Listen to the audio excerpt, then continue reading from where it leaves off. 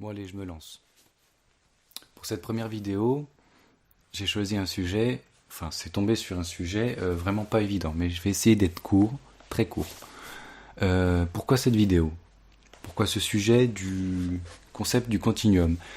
C'est à la suite de la vidéo de VV, dans laquelle oui VV, tu disais que votre fille vous faisait la fête et que t'allais envisager de la carencer en vitamines pour qu'elle ait moins d'énergie, ce qui m'a fait bien rire.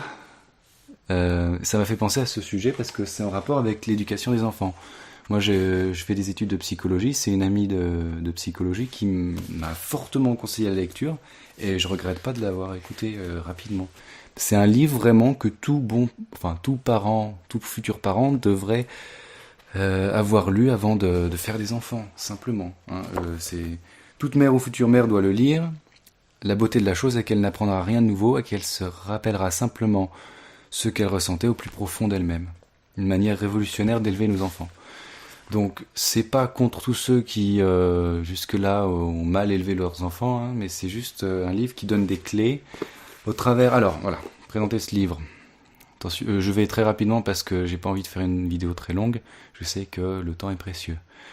C'est un livre écrit par donc, Jeanne Liedloff en 1975 qui parle du concept du continuum qu'elle a construit de par son vécu avec ses multiples séjours de plusieurs semaines avec une tribu amazonienne d'Indiens, des Yekuana. Alors, en fait, elle s'est aperçue que... je vais passer les détails. Hein. Cette société, cette tribu était heureuse, épanouie. Tous les Yekuana étaient souriants, vraiment, et ça l'a tellement étonnée qu'elle a voulu comprendre, savoir pourquoi, quand ça se faisait, et elle en est arrivée à l'éducation des jeunes enfants, les mères Yekuana qui éduquaient leurs enfants d'une manière totalement naturelle, instinctive, et donc c'est ça le concept du continuum, c'est respecter nos instincts, respecter nos instincts maternels et paternels dans la continuité de notre évolution. Pourquoi respecter nos instincts? Parce que bon, c'est primitif, hein, après tout. Alors la raison, c'est parce que voilà, j'ai cité le livre. Tout le monde sait que les spécialistes aujourd'hui n'ont pas encore découvert, entre guillemets, comment vivre de façon satisfaisante. Ah ben non, sinon ça se saurait. Mais plus ils échouent, plus ils essaient de résoudre cette question à la seule lumière de la raison. Et plus ils rejettent ce que la raison ne comprend pas ou ne maîtrise pas. Aujourd'hui, nous sommes vraiment dominés par l'intellect. Notre sens inné de ce qui nous est bénéfique a été ébranlé au point que nous sommes à peine conscients de son fonctionnement et à peine capables d'établir la distinction entre les impulsions naturelles et les autres. Pourtant, je suis convaincu qu'il est encore possible de prendre un nouveau départ, perdus et handicapés comme nous le sommes, et de rebrousser chemin. Nous pourrions au moins apprendre quelle est la voie à suivre pour retrouver nos meilleurs intérêts au lieu de nous obstiner à déployer des efforts qui ne font que nous écarter davantage du droit chemin. Réalisant son erreur, la partie consciente du cerveau devrait tout entreprendre pour se désengager et ne pas s'aventurer davantage dans le camp adverse, donc celui de l'instinct, tel un expert étranger qui se mêlerait d'une guerre qui n'est pas la sienne. Notre faculté de raisonnement a suffisamment d'activités à gérer pour ne pas empiéter sur ce qui a pu être mené à bien depuis des millions d'années par l'instinct, cette partie du cerveau infiniment plus raffinée et mieux informée. Si ces activités nous demandaient elles aussi une attention consciente, elles auraient vite fait de mettre nos cerveaux hors service pour la seule et unique raison que le conscient, dans son essence, ne peut prendre en considération qu'une seule chose à la fois. En revanche, l'inconscient, lui, peut réaliser de multitudes d'observations, de calculs, synthèses et exécutions de procédures simultanément et correctement. Voilà. Ça, c'est pourquoi faire confiance à nos instincts plutôt qu'à notre intellect. Parce que lui, depuis toujours, il sait beaucoup mieux faire les choses basiques, les choses du quotidien. Il sait parfaitement les faire, normalement. Instinctivement, donc l'inconscient, il peut faire beaucoup plus de choses. On a beaucoup plus de capacités inconscientes, enfin, qui nous sont inconscientes. Ça, toutes les théories de psychologie vont dans ce sens. Hein. Là, je vais faire juste un petit parallèle entre les idées modernes et les idées traduites du continuum. Nos sociétés modernes, on traumatise le bébé dès la naissance en le retirant de sa mère, en le mettant à l'isolement dans des couveuses où il entend que d'autres cris d'autres bébés. À la maison, on le met dans une chambre séparée dans un lit et il peut que crier pour manifester son besoin de contact avec sa mère. Il peut crier, pleurer, je veux dire, oui. Crier et pleurer, ça va ensemble. Dans nos sociétés modernes, on exclut les bébés des activités adultes normales. Hein, on l'abandonne pendant des heures dans des garderies, dans un lit ou dans un parc avec des barreaux, et vraiment il a que des objets inanimés comme stimulation. C'est vraiment insuffisant, d'après le continuum, tout ce concept. On l'ignore, on le décourage, on le rabaisse, voire on le punit dès qu'il pleure, dès qu'il se manifeste. Du coup, ou à l'inverse, on répond excessivement par de l'inquiétude, l'anxiété ou vraiment une attention centrée sur l'enfant, et c'est vraiment pas l'idéal, parce que c'est pas ça qu'il veut l'enfant. L'enfant, il veut juste être intégré aux activités des adultes et avoir son rôle social, mais pas être le centre de l'attention, hein, sinon c'est pas bon non plus. Donc l'enfant va finir par croire qu'il est incapable de se préserver des dangers, parce que oui, le concept du continuum devient un truc très important, vraiment un point capital, c'est que l'enfant, naturellement, a un très fort instinct d'autopréservation. Il se met pas en danger. Elle donne l'exemple des enfants dans Yekwana indien, dans la nature, dans la jungle, qui jouaient tout seuls et qui savaient parfaitement ce qu'ils devaient faire, pas faire, pour pas se mettre en danger, pas risquer avec les animaux, les plantes toxiques, dans la nature, les enfants savent parfaitement préserver. C'est un instinct inconscient comme ça, naturellement les enfants ils se mettent pas en danger.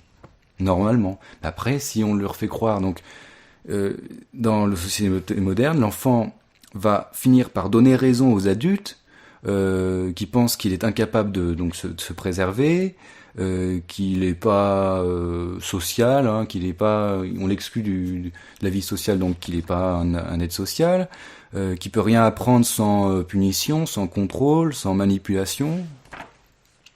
Alors que le concept du continuum prône un contact physique permanent dès la naissance. Contact physique avec la mère en permanence par donc le porter et le cododo. La mère, Yekwana, porte tout le temps son enfant sur sa hanche, au contact peau contre peau, tout en faisant toutes ses activités quotidiennes banales. Enfin banales, voilà, je m'emporte un peu parce que je veux aller vite. Le cododo, faire dormir son enfant tout le temps, tant qu'il le veut, avec ses parents, au contact de ses parents, jusqu'à ce qu'il ait assez confiance en lui-même pour aller dormir ailleurs. Et c'est pareil pour le porter, hein, le porter tout le temps au début, jusqu'à ce qu'il soit assez confiant, qu'il ait un ancrage sécurisant sur sa mère suffisant pour qu'il décide d'aller explorer un peu plus aux alentours de lui-même. Porter l'enfant donc dans toutes les activités jusqu'à éloignement progressif, vers 6 à 8 mois normalement. Faudrait, selon le continuum, donc comme l'enfant est toujours à portée, on peut répondre immédiatement à ces signaux de demande, et par ses pleurs ou ses tortillements, ses gémissements, par l'allaitement, sans juger, sans mauvaise humeur, sans dénigrement, sans agacement, sans pour autant s'en inquiéter excessivement et faire de lui le centre de son attention. Et comprendre, donc c'est ce que je disais, réaliser que le bébé est naturellement social et coopératif et qu'il possède un fort instinct d'autopréservation et qu'il est le bienvenu au monde, évidemment. Voilà. L'enfant n'est pas préparé à ça, il ne peut pas comprendre pourquoi ses pleurs désespérés de demande et de réponse à ses attentes innées sont ignorées. Il va donc développer un faux sens de soi et de la honte envers lui-même et ses désirs. Ça, c'est dans la société moderne.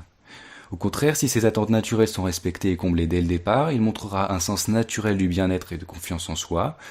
Les enfants qui ont été comblés ainsi dès le début, dans la phase portée, grandissent avec une bonne estime d'eux-mêmes, deviennent plus indépendants que ceux dont les pleurs ont été répondus par de la peur de les gâter Voilà, peur de les gâter, ça, c'est la critique la plus courante, et de les rendre trop dépendants, ou de les rendre trop dépendants.